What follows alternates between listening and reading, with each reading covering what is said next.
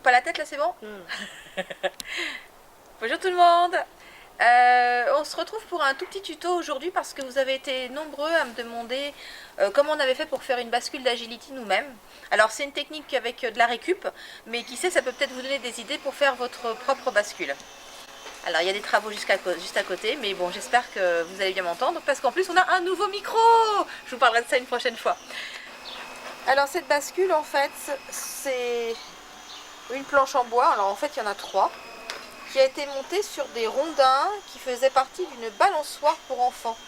Donc si vous regardez bien en dessous, eh bien on voit bien que ce sont des gros rondins, hein, il y en a 2, des gros rondins de balançoire. Donc la bascule vous l'avez vue, venez je vous emmène, ici. Alors ça c'est toujours une partie de la balançoire. En fait ça c'était les 2 morceaux qui étaient aux 2 extrémités de la balançoire. Et puis vous savez après il y avait les pieds qui partaient hein, pour soutenir le portique hein, tout simplement. Donc comme vous voyez ça a été coupé et on a juste remis donc les morceaux ensemble pour faire un support avec 2 tiges de fer qui dépassent de manière à pouvoir mettre la bascule dessus. Bien évidemment vous avez compris que sous la bascule il y a 2 trous au milieu qui vont dans ces tiges de fer. Alors voici la bascule nue. Première passe de peinture bleue aux extrémités pour marquer les zones. Et vous voyez tout de suite, on met du sable fin, du sable pour aquarium qu'on a trouvé donc chez Truffaut. Le but du sable, c'est de faire une partie antidérapante pour que la ska puisse monter dessus plus facilement. Ensuite, on a peint la zone rouge. On a mis du sable aussi sur la zone rouge. Voilà, donc vous l'aurez compris, on a repassé une deuxième couche par-dessus le sable.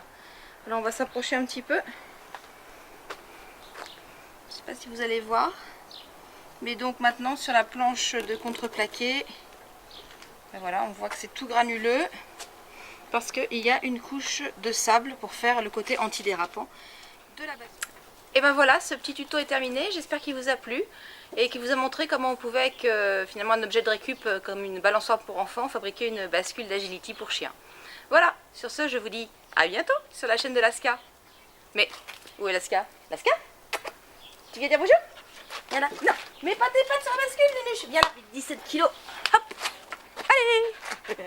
Allez, on vous dit au revoir. Au revoir.